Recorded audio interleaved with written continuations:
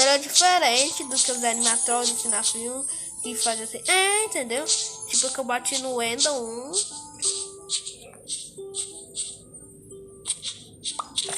Pensava que o Fred ia mudar, né? Ah, esse aqui é o Fred do medo. Oxi. Temos o Ender,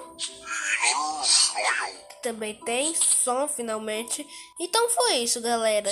Mostrar o Ender que tem som e ajeitar os olhos e tchau. E se inscreve aqui no canal se quem gostou muito desse som dele aqui. E tchau.